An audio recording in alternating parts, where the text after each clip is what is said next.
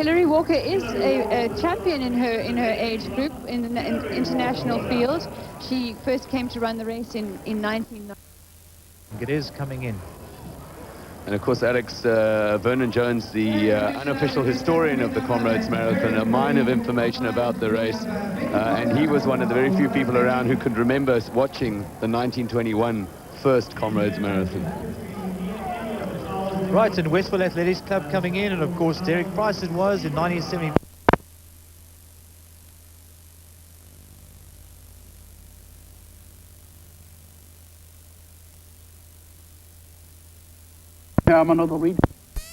Hawu igijima laphana kubi phela zisuka khona le mgungundlovu kanti eziniswa kudala ziqedile ezinsizwe njengenozitholela isimo siyabona ke bafowethu begijima ngempela kunzima laphana kanti le yansizwa leshaya into yayo laphana uDennis Smith.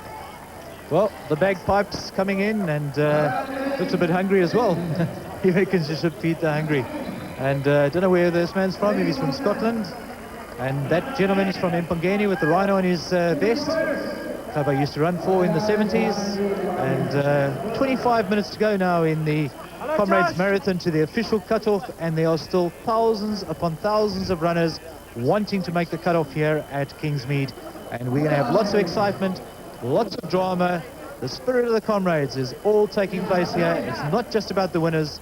And for those of you who didn't hear, earlier in the day we had an excellent race, wonderful times. Sean Matthias winning the men's division, and Trazen winning the women's division, and wonderful times.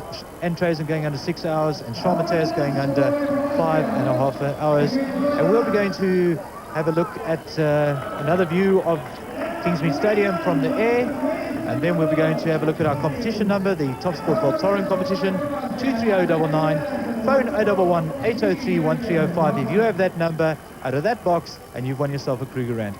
We'll be going for a quick commercial break, and we'll be back at Kingsmead in just a moment.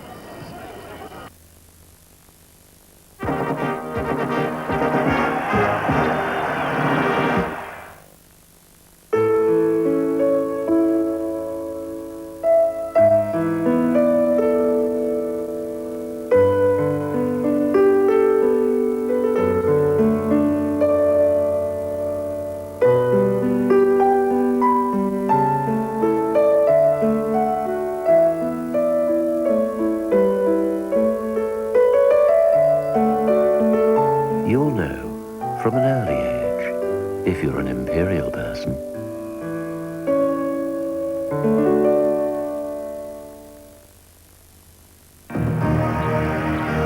We have a dream that one day a torch will start the greatest games of all in Cape Town.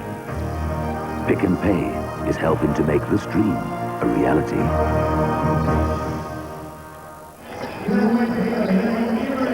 Well, I don't know where he gets the lungs from to run all the way from Pietermaritzburg to Durban blowing that set of bagpipes. But Bruce, you know, you look at these guys finishing now, and you often wonder if it isn't more special for them than somebody like yourself or Lindsay who've won the race because, or have done well, because you're in a sense expected to do well. Some of these people perhaps don't even expect to finish. Well, I think the lesson that they're teaching us is that, of course, you don't have to win. You don't have to be number one to be a winner. And all those people are winners, as we know. They've battled through, they're not as lucky as Lindsay and I to have selected our parents so cleverly. And they're not genetically suited to the race, maybe, and they've gone out there, and whatever the restraints it might be that hold them back, they've actually conquered those restraints, and so they're all winners. And fantastic to them. And the other argument is, of course, that they're getting their money's worth. Your 65 Rand entry fee, you might as well use it properly and spend a day out there.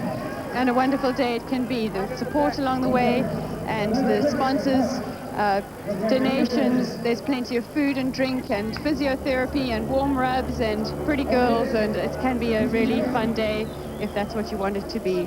There's not only pretty girls. Remember, we had David Flock, the Agoli star, participating in his 10th Comrades today. David Flock finishing his 10th Comrades, I'm not quite sure where, but certainly an impressive achievement for him. Well, lots of runners still to come in here in the Comrades Marathon. Lenasia Athletics Club, Vicksburg Athletics Club, the Cherry Festival from Vicksburg. Another one running for cancer. It's not the end of the race. Forrest Gump, Children's Cancer Fund, and tremendous to see all these people participating for various charities, these wonderful, colourful banners as they come into the stadium here. And great to see everybody just participating, having fun, getting together, comrades in arms. Oh, the spirit at this back part is what really makes the race. I'm so impressed with these people carrying the banners.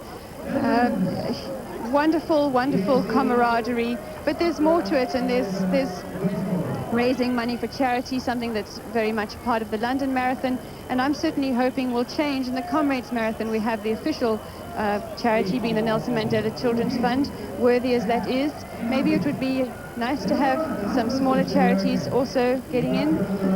We'll see. Well, I wonder if he proposed to her on the finishing line. Yes, absolutely. There was a couple supposed to be getting married today during Comrades. I'm not sure if that's happened, but that's one way to go about it, I suppose, and spend the rest of the day running together. Well, quite a challenge. Alec, if I can just punt another major Durban event that's coming up, we're looking at the Comrades here.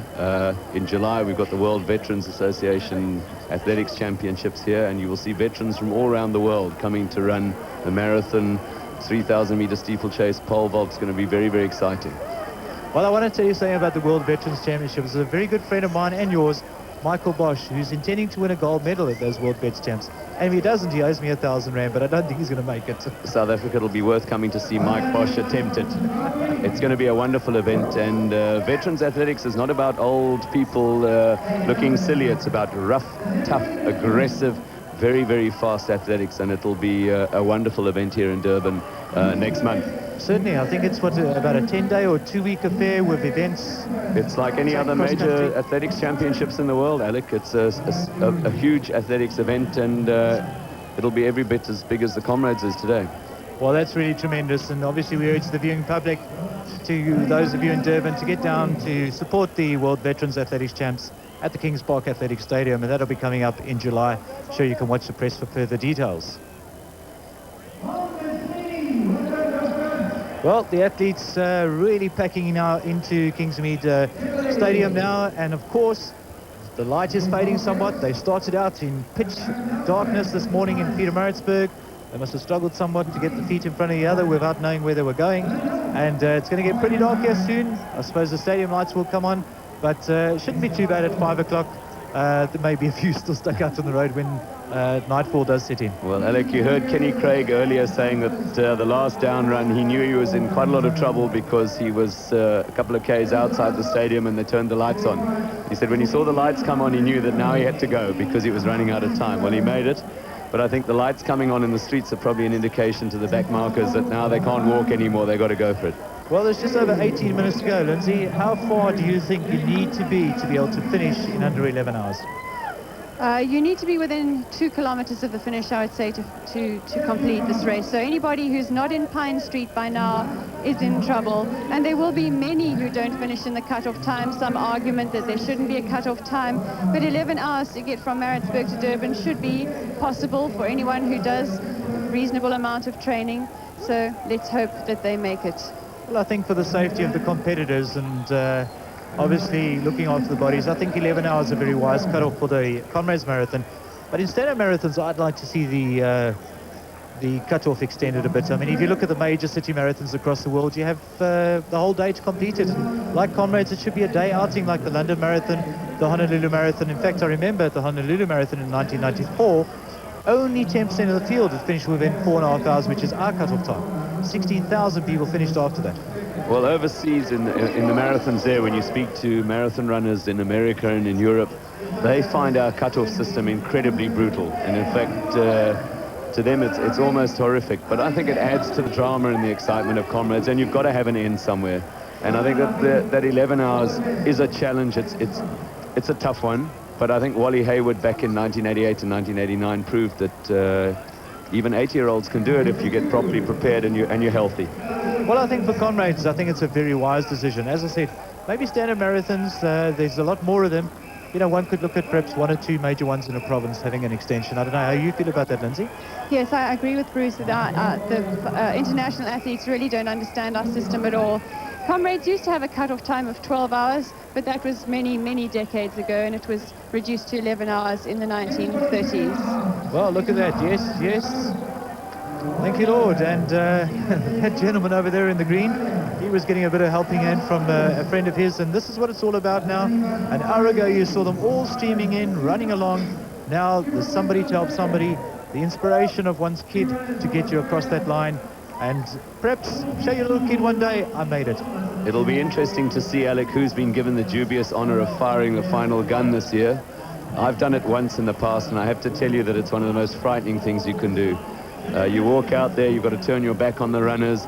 A big burly guy crouches in front of you in case any of the runners trying to help their friends rugby tackle you. And you can't hear anything because the crowd is screaming so loudly, so you can't hear the countdown. You've actually got to look at the fingers of one of the officials, and as they slowly count down, they drop a finger. And I'm just wondering who's got that rather frightening and unpleasant job this evening to pull the final gun. Yeah, certainly, and there certainly seems to be a big contingent coming in now, and perhaps an overseas contingent too. Well, here they come towards the finish, and look at them in the luminous green vest there. And here come my Ikeys. right, and Lindsay, perhaps you can tell us a little bit about your Ikeys with the rowing oars. With the base. Daryl Cook and Steph Barrows have run from Maritzburg to Durban, carrying the oars of their friends Tessa and James. Tessa and James were members of the UCT rowing team who died going up to SA Champs this year. Tessa Friend and James Kennard, we'll not forget you. Thank you, Steph, and thank you, Daryl. Well, I must say, Lindsay, I was at the start this morning. I saw these two guys walk along with their oars, and I said to them, are you guys really going to carry that all the way to the Durban? And they said, for our friends, we'll do it. And we got to admire people who are prepared to respect friendship and support friends like that. It's wonderful to see. And I must say, we take our hats off to them. And Tessa and James, you will never be forgotten.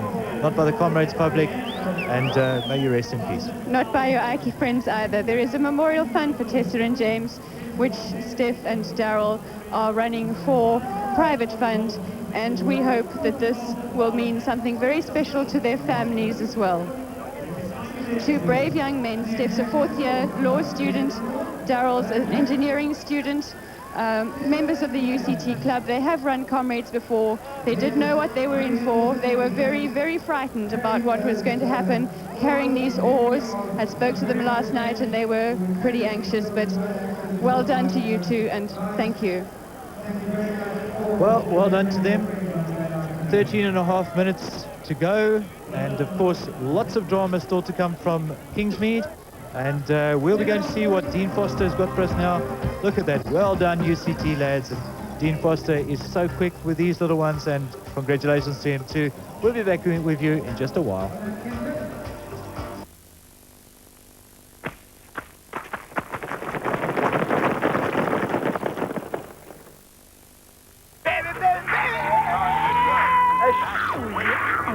You want me? Baby, somebody stop it! I like the way you give me love it! Ooh, baby.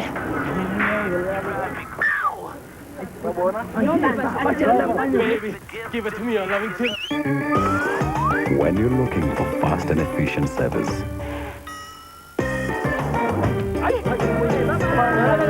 look for the Caltech Star. Oh, you're loving! Oh. Hey, hey, hey! Oh. Baby, baby, baby! Come on, kids, let's do the Beacon Boogie! Beacon also Spanish, pink and black and yellow. The all sorts man and licorice bella. The real licorice all sorts.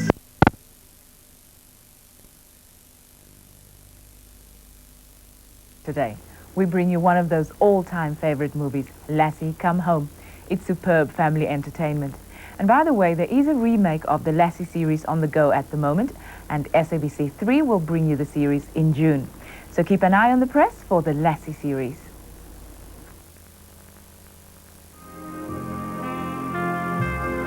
Lassie Come Home introduced the world to the screen's most beloved canine character.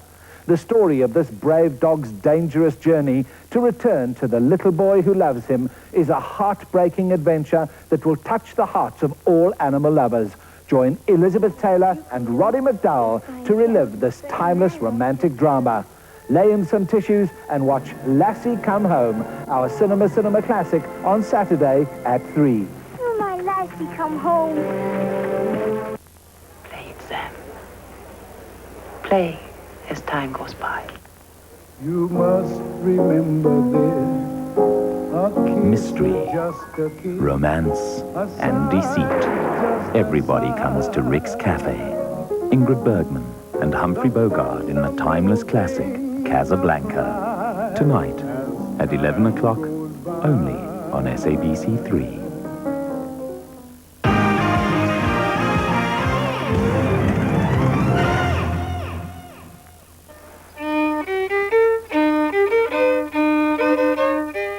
Two brothers reminisce on the trials and tribulations of their family in the English countryside.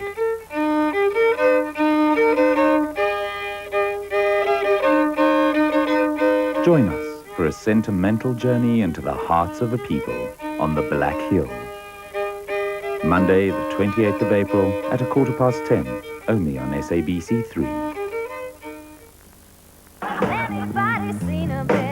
Rematch. Callahan, 6:30, you and me. Can you please not call me honey? Who's that? I think your coat is sad. I'll take you on. Really?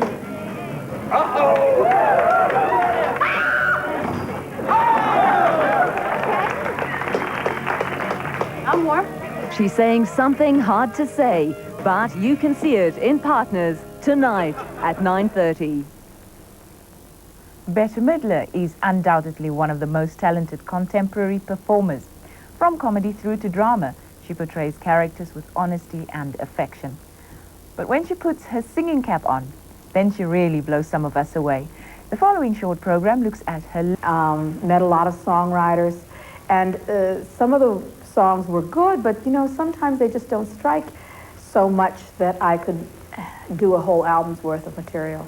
I just have never really considered that as one of my strongest suits.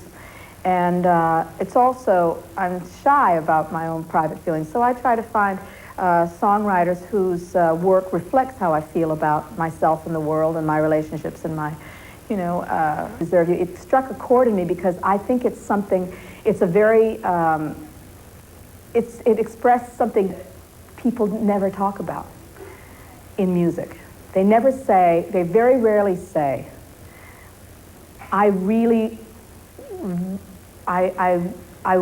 they don't say, I want to deserve you. They never say, I want to be good enough. I hold you in such high esteem that I have to struggle to be good enough to be worthy of you. I mean, I've never really heard that expressed in a song. I'm probably wrong.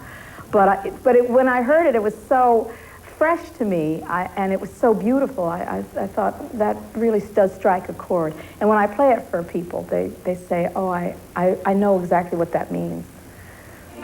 Following the successful first phase of Midler's career, which included an Academy Award nomination for The Rose, the Divine One soared to new heights with the multi-platinum Wind Beneath My Wings. You are the wind beneath my wings. The single off the soundtrack to her company-produced film Beaches won Bette and producer Arif Mardin the 1989 Grammy Award for Record of the Year. It was her fourth Grammy. Interview. There's a train that's called Bette Midler. If you don't get on it, you're left behind. In the studio, she's a dynamo. She's a creative force, and she's a genius. He is a great, great musician. And I have tremendous respect for him because he's worked with so many brilliant, brilliant artists over the years, and he's made so many great, great records.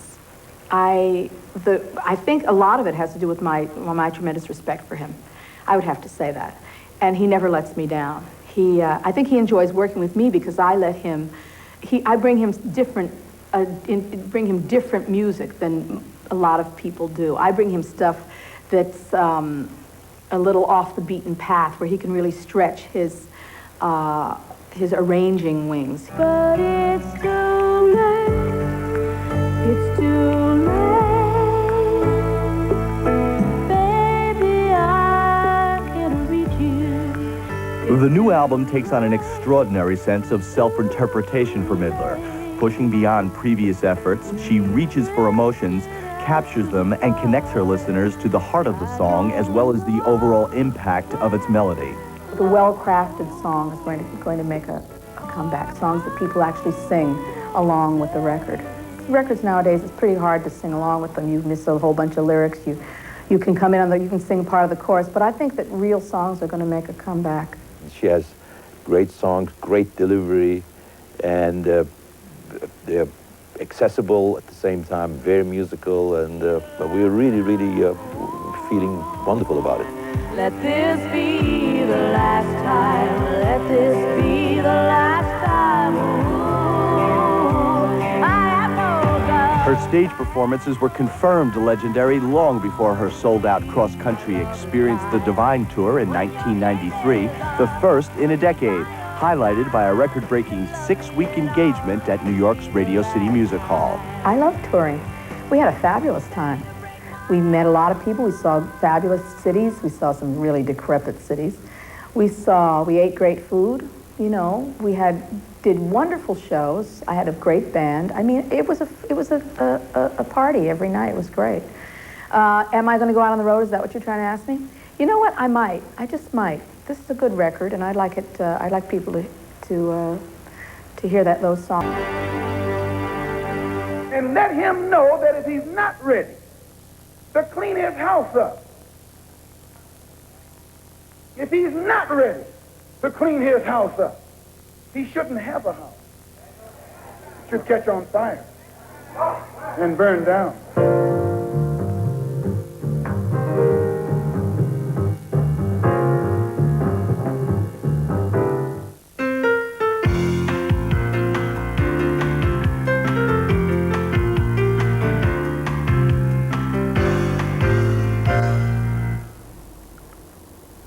Most South Africans have a long way to go before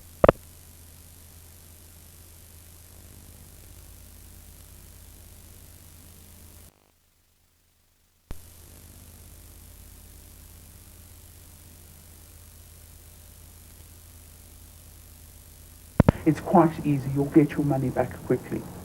And you get taken in with that. And obviously the lure of great amounts of money quickly is a very powerful thing. At the meeting, you are confused. The emphasis of the meeting is on the fact that all you have to do besides investing your money is to get others to invest. The scheme concentrates mainly on the quick profits to be earned by recruiting others. If any of this sounds familiar, you've probably been conned into a pyramid scheme. I feel angry with the people that introduced me.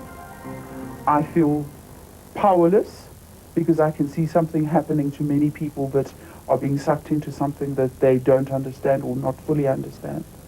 And I feel ripped off.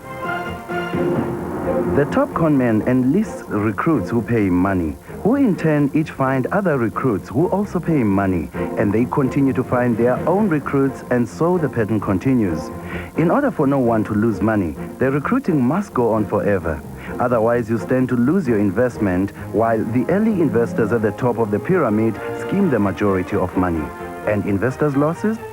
In excess of 10,000 rand. And it must be in cash, and it must be the next day or very soon afterwards. They came personally to the house the next day with security guards and collected the money. There are no officers, they will work off cell phones, and they do all the running. Consider the results if one person enlists 10 recruits.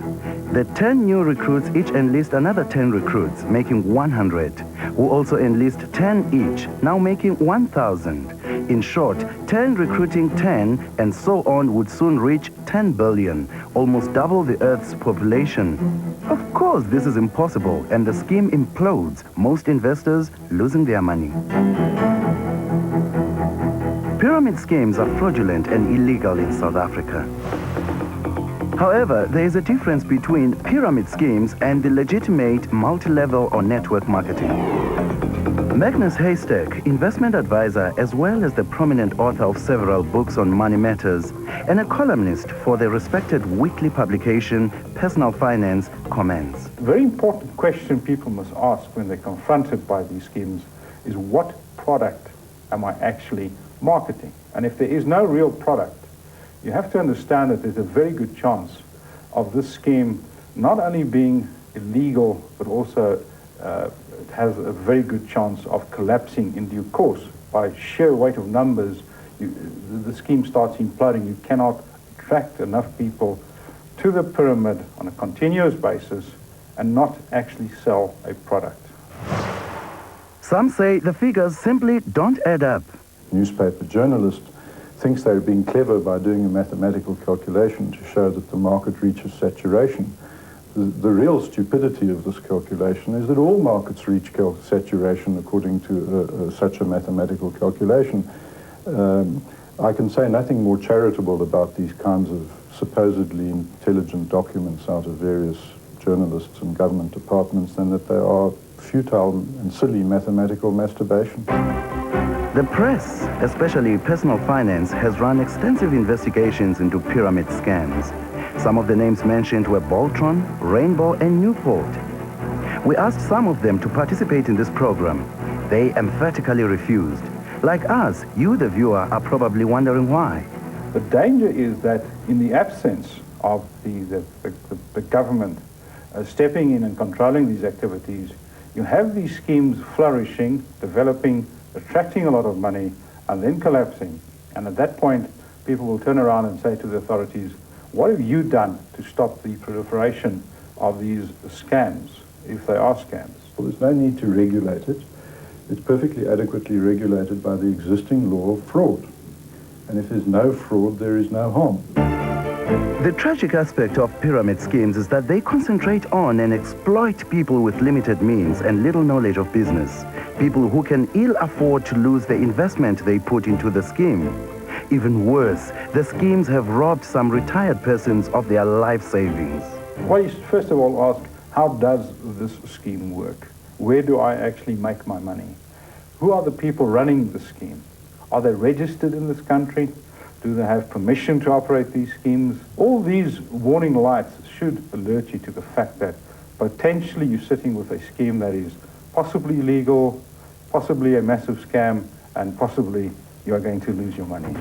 I would say that if you have lost money in one of these schemes, you should bring it to the attention of the Harmful Businesses Practice Committee in Pretoria.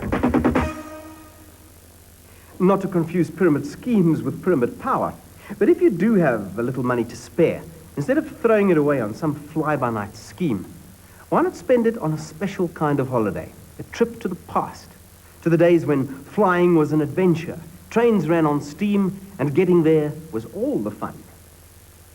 In 1959, South African Airways, faced with the surfeit of Douglas DC-4 aircraft, all still in perfectly airworthy condition and being put out of work by newer, faster Vickers Viscounts, made the decision to introduce an innovative new service, the Sky Coach service.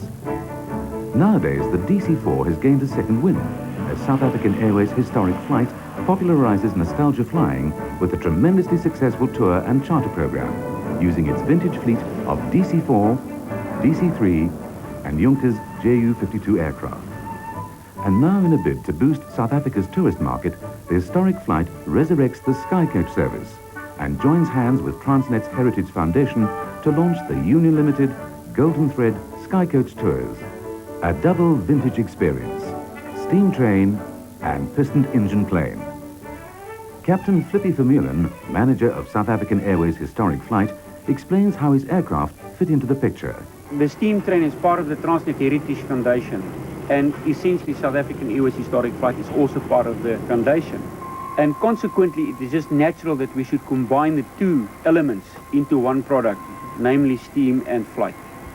Tours depart weekly from Cape Town and Johannesburg. Well, basically, the aircraft will start off from Johannesburg, do a flight out to Cape Town. People will go on to a train trip for 3 days, and then at George will be picked up and taken back to Johannesburg. In the meantime, the aircraft is in Cape Town, and it can then take a set of passengers from Cape Town to George to replace those that we sent back to Johannesburg. Travellers starting from Johannesburg board the DC-4 for a leisurely flight to Cape Town that offers unparalleled views from a height of only a few thousand feet, enjoying the first few hours of that first-class ambience and service that characterizes the entire tour. In Cape Town, they board the Union Limited's vintage steam train, while Cape-based passengers get their taste of sky coach travel on a 1.5-hour coastal routing round the peninsula, and then on up the southern Cape coast, passing Cape Agulhas and the southernmost lighthouse in Africa. Passing Mossel Bay, the Skymaster heads onward to its final destination at George. From here, it's just a short coach ride up the coast to Wilderness, where passengers embark on the second part of their adventure into the past, the vintage rail journey back to Cape Town. Steam train travel has a romance of its own, and from the time you enter your own compartment, you're quite literally transported into a different era. We spoke to train manager Jenny Pretorius about this extraordinary tour and how she maintains the service of years gone by. We're striving to provide an affordable, authentic, old-time train experience. Good old-fashioned silver service dished up at your table, what you'd like, beautifully done. We really have excellent crews. We're very proud of them. And in the coaching stock, a lot of it is original. We've had to cheat here and there. In the old days, a lot of first-class coaches were built without showers. We've put showers in. Ian Pretorius, the power behind this unique venture, explains where the idea for a combined tour came from. Well, basically we have to preserve our old equipment, which is aircraft and trains mainly. We have to preserve them, and there's only one way really to preserve them, and that's to make them pay for their own upkeep and therefore utilize them in the tourist industry. A lot of people can't do the whole 6 days on the rail tour, so it gives them a chance to do a 4-day tour and still appreciate both sides. It's actually a double vintage, which I think is quite unique. And unique it certainly is, even to the point where the train stops at selected spots and an announcement is made. Photographers stand by. We're going to be doing a photo run past opportunity here. Once the train is stationary, we'd ask you please to get off on the left-hand side. Photo opportunities abound, and Ian has no problem with servicing unusual requests from photographers and train buffs wanting to capture that special shot. But is this then a tour aimed especially at train enthusiasts? No, I wouldn't say so. Experience so far, about 10% are buffs. The traveller that really appreciates good travel and a new way of seeing the country. Relaxed travel, which people have lost. It's gone.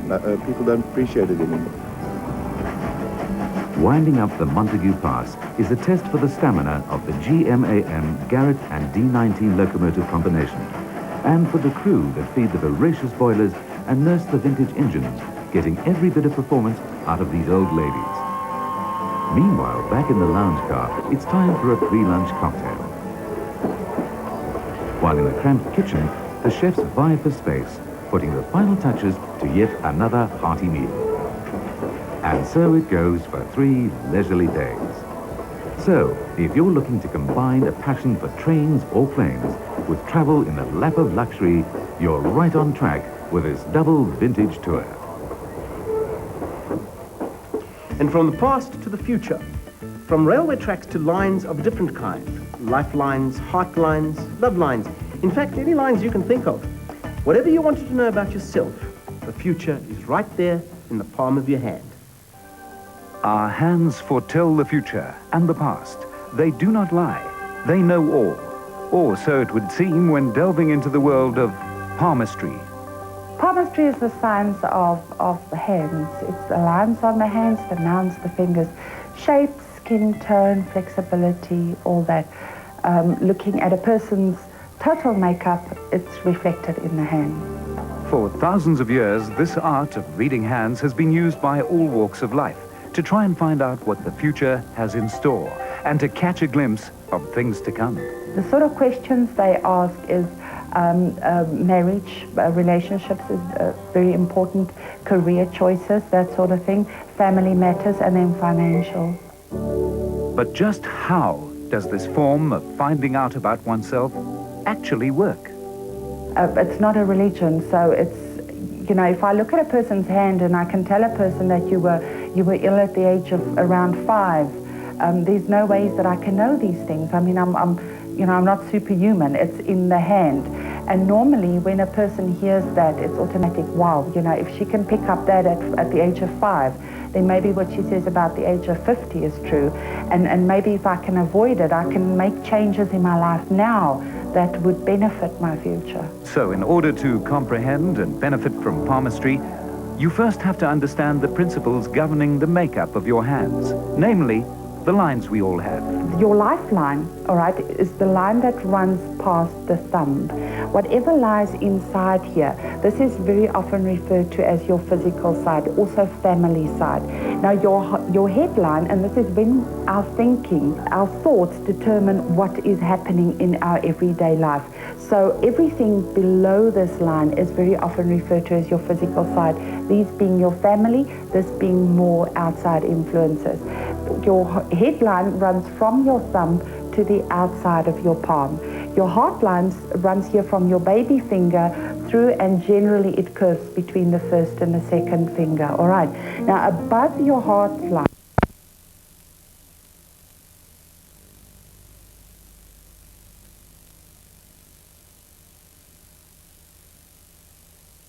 I was right next door. By the time you knocked, the guy was said he'd been acquired. Barry killed her around the room. Dan.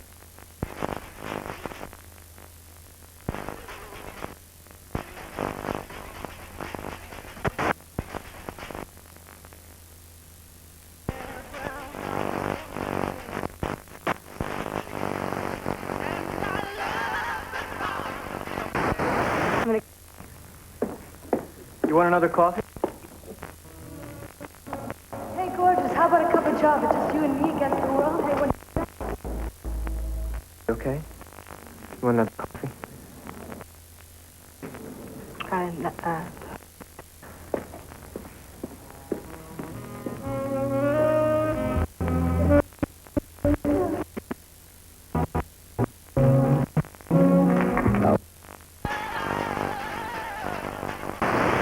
That'll kill business, get me? Marino.